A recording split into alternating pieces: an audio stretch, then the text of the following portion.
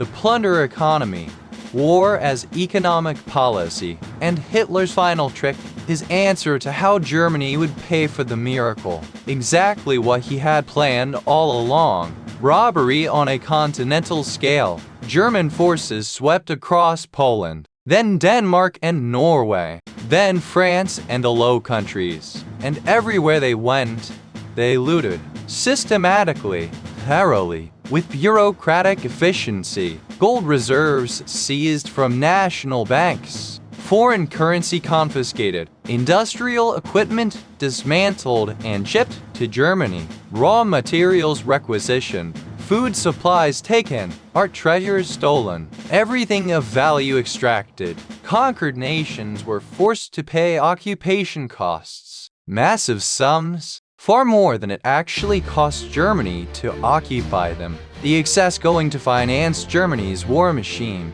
Forced labor. Millions of people from conquered territories forced to work in German factories. Slaves producing weapons to conquer more nations. An economic system built on human bondage. The MEFO Bills were being paid, not by German productivity, not by economic growth, by theft, by plunder, by turning conquered Europe into Germany's resource pool. It worked for a while, as long as Germany kept winning, as long as new territories could be conquered and looted, as long as the war machine could be fed by the wealth it seized. But it was a pyramid scheme, a con game, a system that could only survive through endless expansion. The moment expansion stopped, the moment Germany could no longer conquer new territories, the economic basis of the entire system would collapse. Which is exactly what happened. The collapse. When magic fails. 1941. Germany invaded the Soviet Union, the largest invasion in history. The gamble to end all gambles. And it failed. The Red Army stopped the Germans at Moscow, at Leningrad, at Stalingrad. The expansion stopped. The looting is slowed. The resources ran out. The synthetic oil plants could not produce enough fuel. The stockpiles were consumed. The conquered territories were bled dry. And Germany was still fighting on multiple fronts. The economy, built on phantom currency and plundered wealth and total state control, began to crack, then crumble, then collapse. By 1943, German civilians were starving. The rations had shrunk to near starvation levels. Consumer goods had completely disappeared. The cities were being bombed to rubble. The industrial base was being destroyed from the air. The economic miracle was revealed as the illusion it always was. The prosperity had been borrowed. The strength had been temporary. The system had been built to explode. And the death. By 1945, Germany was destroyed. The cities were ruins. The factories were rubble. The economy was non-existent. Millions were dead. The nation was occupied by foreign armies. The wizard's trick had failed. Spectacularly, catastrophically, murderously. Hitler committed suicide in his bunker as Soviet forces closed in.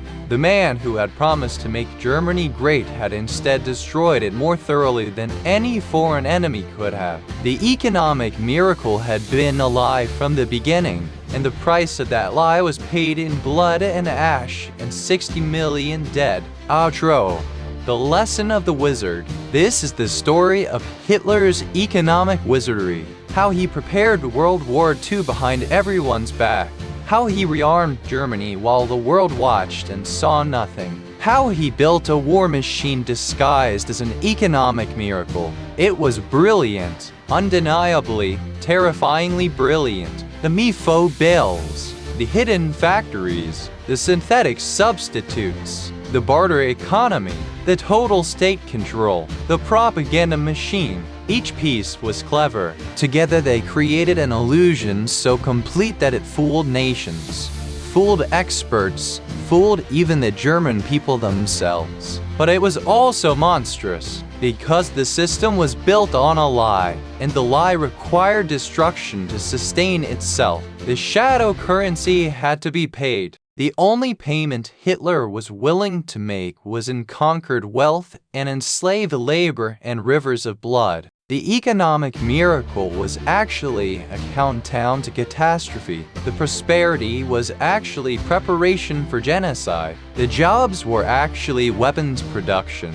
The strength was actually desperation disguised as power. And the German people, desperate for hope, hungry for pride, eager to believe in miracles, chose not to see, chose to trust, chose to believe in the wizard even as he led them toward the abyss. This is where history screams at us across the decades. This is where the past becomes warning. This is where we must learn or be condemned to repeat. Beware the economic miracles that are too good to be true, because they are too good to be true. Beware the leaders who promise prosperity through magic tricks, through financial sleight of hand, through systems that bypass normal economic rules, because economic rules exist for reasons. Breaking them has consequences. Beware the systems built on hidden debt, on phantom currency, on promises that will be paid later, somehow, by someone else. Because later always comes, and payment is always demanded.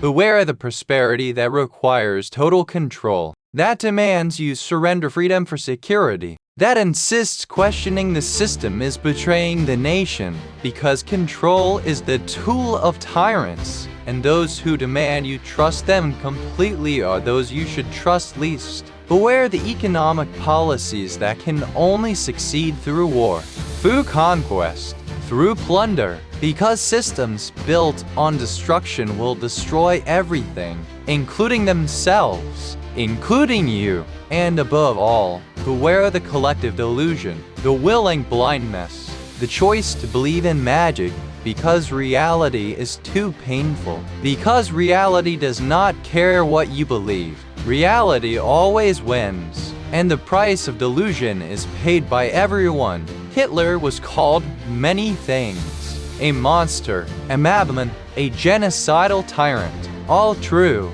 but he was also an economic wizard. Not a good wizard, not a benevolent wizard, but a wizard nonetheless. He understood how to manipulate financial systems, how to hide military spending, how to create purchasing power from nothing, how to prepare for war while appearing to prepare for peace, how to fool the world while building catastrophe. And he understood the most dangerous magic of all, how to make people believe in illusions, how to make them see prosperity where there was only preparation for death, how to make them trust him even as he gambled their lives and their nation's future on a system that could only end in destruction. The trick worked. For 6 years, from 1933 to 1939, the wizard performed his magic and the audience applauded. But when the curtain finally fell, when the illusion shattered, when reality reasserted itself, the cost was almost beyond comprehension.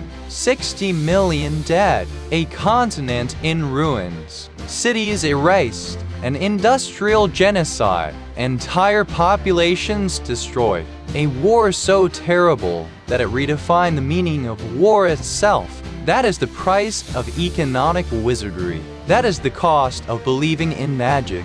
That is what happens when a nation trades freedom for prosperity, truth for hope, reality for illusion. Hitler prepared World War II behind everyone's back.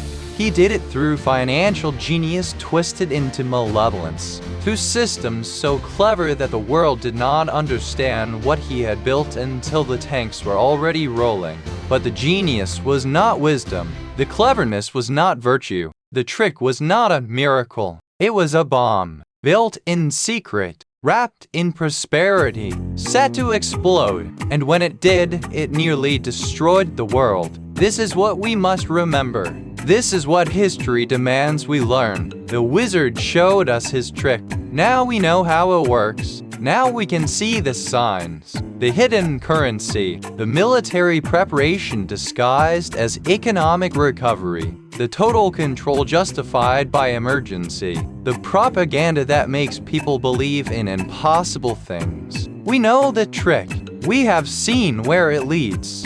The question is, will we remember? Will we recognize the pattern when we see it again? Will we have the courage to question the wizard, to refuse the illusion, to choose reality over comfortable lies? Because the trick still works. The magic is still powerful. The temptation to believe in miracles, to trust the leader who promises easy solutions, to surrender freedom for security, is eternal. Hitler is dead. Nazi Germany is gone. But the lessons remain. The warnings echo. The choice is still ours. Choose wisely. Question always. Trust carefully. And never ever believe in economic wizards who promise miracles while preparing catastrophe. Because behind every wizard's trick, behind every illusion, behind every miracle too good to be true, reality waits.